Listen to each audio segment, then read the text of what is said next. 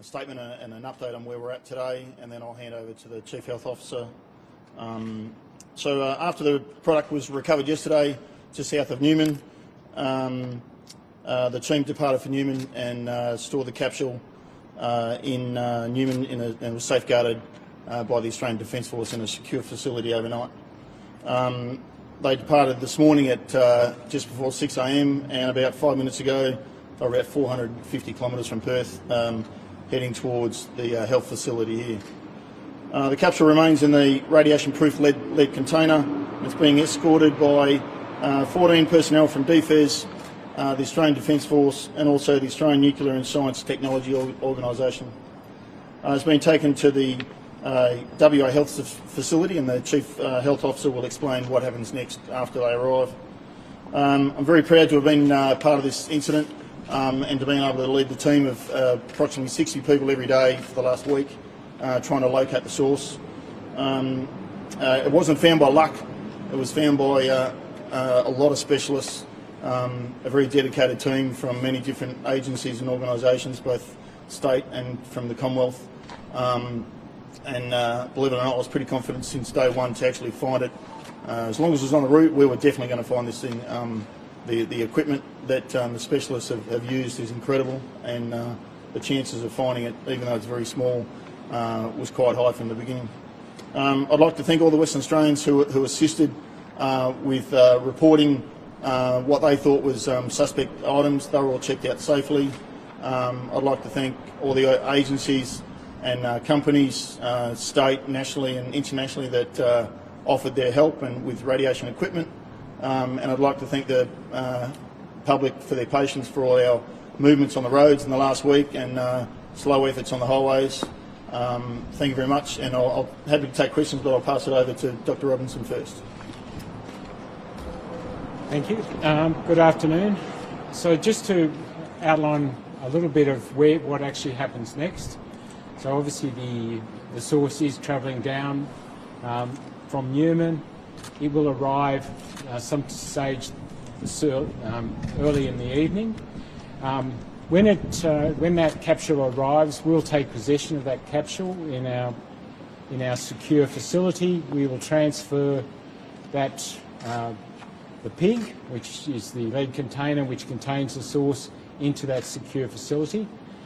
As you will understand, we're not going to provide details of where that secure facility is because of obviously safety concerns and obviously security concerns for the general public. Tomorrow, or potentially over the week, early next week, we will transfer it from that original container into one of our containers, and that will remain within the store. And that has to be planned, so it's not going to be done straight away. There's planning involved, obviously, to make sure that we minimise the risk to the staff who are involved in that transfer.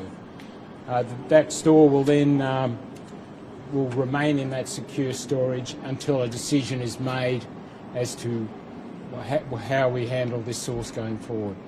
So what generally happens with secure sources like that are a part of a radiation gauge is that they may be transferred back to the manufacturer for disposal appropriately in a secure facility. So that's where we are at the moment. There were questions yesterday about where we were at with the investigation. That will be ongoing.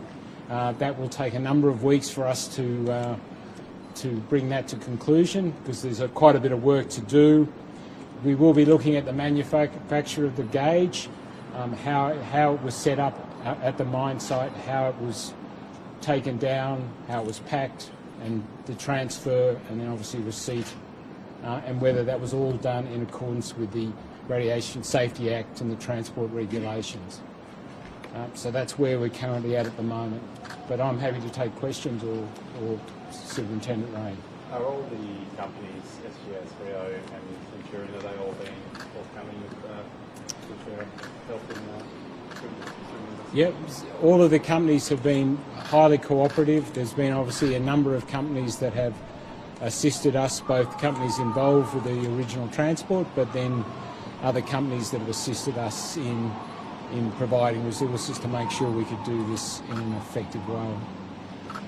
On the truck driver side, transport certifications and everything, are they all professionally certified? Yes, the truck drivers are. There is a requirement for certification for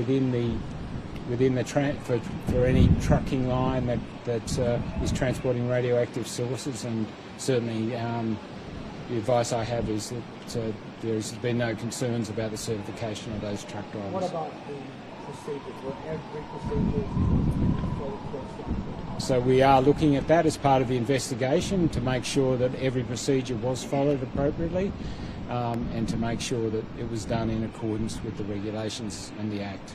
Rio Tinto has offered to foot the bill for the search. When will we know how much this search has actually cost? It will take us some time, and I might pass to Superintendent Ray on that question, because being on the operational side of it, the kind of costs that may be incurred. But once that amount is, and once we've actually generated what that amount is and worked it out, then it becomes a question for government as to whether they want to take up Rio's offer. Experts have also said the legislation needs to change. There's a bit of a wake-up call as to how this capsule was transported. It maybe should have been in machinery and then in a box. What is your response to that? So what Rio Tinto did was obviously they asked a specialist company, to put that radiation source appropriately package it. We will be investigating whether that was done, but if it is appropriately packaged, then they will have, it should be complied with. Whilst a few people have raised concerns about the regulations, we comply with the national and international regulations around the transport and storage of these materials. So the regulations per se are the most up-to-date around the world. They are linked to changing any changes to national or international regulations. Were there any difficulties in sourcing a lead box to transport it down from where it was going to Perth? No, we obviously planned that we would find it, and so we had the appropriate lead storage containers with us, with the teams that went up. So that was already planned for, and we obviously have those. There are, thousands of sources that move around every year, and obviously there are a lot of the containers required to do that. Yeah. Thank you. Darryl, you talked before about the equipment that was used Yep. in the search, and some of that equipment, no doubt, was helpful in finding the capsule. Can you be a bit more specific about what sort of machinery or what sort of equipment was used? No, I can't, because I'm not an expert on it. But to be honest, ANSTO and APANSA want to spread what equipment they've used. And I think there's an opportunity tomorrow for media before they go at the airport that they want to be able to share that. So you might be able to catch that tomorrow, sorry. You said you're proud to be part of the team and you're always going to find it. Yeah. What do you think about these claims before it was found, even when the ANSTO never happened? If it was on the route that we were going to search, the equipment was going to find it. The question was whether or not, a tyre had picked it up and had taken it off the route. That was probably the only doubt that I would have had about locating it, because if it went off where that goes, who knows where that would be. But I was pretty confident since day one on finding it where we looked, How did ANSTO and the other kind of peripheral groups get involved? Did you contact them or did they contact you? Or? Yeah, so last Friday we put out a request to the Commonwealth for assistance. We said what our need was, and ANSTO, the ADF and PANSA answered our calls for help. From Monday onwards, the ADF were on the road. From Monday afternoon, ANSTO were in town, and Tuesday, PANSA arrived. What did the ADF do? Same thing. With that, the Yeah. same equipment? Similar equipment, yeah. Okay. And can you tell us where you were when it was first found? Can you kind of get into the details of the team on the ground? Like, how did they react? Yeah. The small team, we had a small team in a closed room when the phone call came through. There was only 4 of us, and we kept it secret for a while until the press release. We had an office of about 20 different people, and we kept it from them for about 4 hours, so I think we did all right. We're at Belmont, in the regional office in Belmont.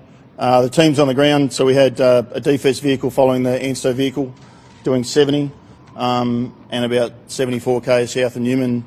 Everything spiked, and their computers went mad, and the vehicle we took control of the scene, set up a hazmat zone, a hot zone, controlled the entry. We verified the source with 3 different pieces of equipment as well, just to make sure that 100% before we before they even pulled the trigger and rang us. And the ADF were heading, so they were heading south from Newman. The ADF were heading north at the same time. They were about an hour south. Their equipment would have picked it up as well. But the ADF were also equipped and trained in the recovery side, so they took over the recovery. They entered the hot zone, they picked the device up, verified the number because we had to turn it over. The serial number was facing down, so we weren't 100% sure that it was the one that was missing, so we had the original serial number.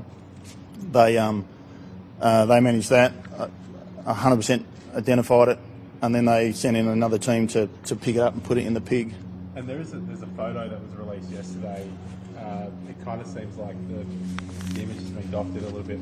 But that photo, was there like a lens or something taken to stop the radiation blur, or do you know? So there was 2 photos released. The initial photo came from a phone that was zoomed in just to show us that we found it, yeah. And then the ADF took a photo right in with a big lens to take a photo of the capsule itself and get the serial number off. And I think they released that as well, the second one. Yeah. Some of it was blurred over the serial number from damage on where it's hit the road and been run over. So there was I think there was eight figures, letters and numbers, and I think one and a half were damaged, but the rest was identical. So you think that it was hit by a car or driven over? Oh, highly likely. It's on the main highway, so yeah. No, 100% not. So it's been tested. So part of the recovery efforts was to pick it up, put it in the pit, make it safe, and then the crews then re-entered the hot zone from a contamination perspective to make sure that it was clear and safe, and that's been verified by Radiation Health as well. Yeah, one of hundreds. No, definitely not, because the capsule's intact. So, yeah. I'm assuming that the staff who are working around it, they have to wear special gear.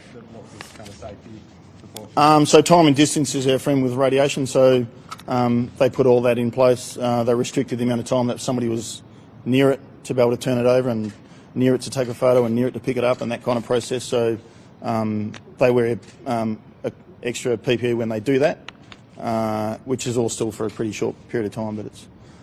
The conditions, I mean, it's hot down here, it would have been... It's hotter up there, yeah. Any idea what kind of conditions they were working in? It was 40 plus, just over 40, so yeah. Took about 4 hours to recover it from all the planning and practicing, and they went through the routines. They set up a mock area, and they tested their procedures of sending different people in, and practiced it so that when they did it the first time, that it was going to be right. So. Sure, yeah. And there were questions before about the cost and how much the operation would have cost from an operational resources point of view. Any idea? No. So no dollar figures on it at the moment. It'll be in the tens of thousands. Of course, there's been 60 people. There's a lot of aircraft flying over. There's accommodation. There's vehicles. There's overtime. It all adds up. Final figure, don't know. The main thing for us from a priority was public safety, not the cost. So the cost was irrelevant from us from the go. Incidents cost a lot, regardless. Any major bushfire, there's lots of cost. Our priority is putting whatever area is safe. So. And what kind of training do DFED staff get in radiation, radioactivity incidents like that? And do you ever think that you're going to have to use it? So we train heavily in hazmat. So from any hazardous substance, radiation is obviously one of many. We set up the zones, our hot zones, and use PPE and identify the product accordingly and go through those procedures. We do a lot of training in that. I didn't think I'd go to a radiation one though. No. Yeah. Obviously, it's hard to tell without the investigation, but it's going to change things in the future, I guess, prevent something like this happening again. I can't. I'd rather not comment on the procedures that potentially led to this. It's out of my realm, but hopefully it doesn't happen again. Yeah. Did you learn anything from a response perspective that you'll change next time? Yeah, there's an after-action review that we'll do. The interagency relationships that we've had between all the federal agencies in particular that have come together for the first time in an incident like this was incredible. There was a lot of learnings that we can all learn. Even internationally, there's interest over the success on how it was planned and executed. So there'll be an after-action review on it, but yeah. And just quickly, when was DFS actually first notified of it? On the 25th. Okay. The same day as police and radiation health. Yeah. Yeah. Any more? Happy to take more? No? All good, yeah. Thanks, gentlemen. All righty. Thank you for your time. Thank you. So you mentioned that they're going to be doing something tomorrow. Is that and Yeah, they're leaving. okay. So they're happy to catch up from a media point of view. Yeah. If you want to interview the actual team that found it, the person that found it from ANSTO, the equipment that they used, they're happy to talk to the media tomorrow morning about that. Show off the equipment and stuff. Yeah, so they fly out at, don't quote me, I think 12 o'clock. So they have to check in earlier and all that kind of stuff. But we can go through DFS media on what that looks like. So. 12 p.m. tomorrow. I believe so. Don't quote me on the time, but DFS media can confirm that, yeah. So did they fly over, not with the vehicles, but with the equipment? Yeah. And then they were set up in the vehicles? Yeah. Which I'm assuming was provided by the government in some... They're high cars. Oh, okay. Yeah. Yeah. Yeah. Okay. Yeah. Cool. Thanks, guys. All right. No worries. Thank you. Oh, did you have Brilliant. That's out of my realm. I think they need to contact our chief of Contact your staff. calls? Yeah, so we'll tell them to contact your calls.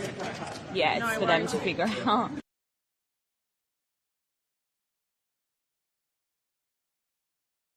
没看过这样的莎莎，原来运动帽戴起来可以那么性感。一顶运动帽，看见中天小清新加于另一种风情。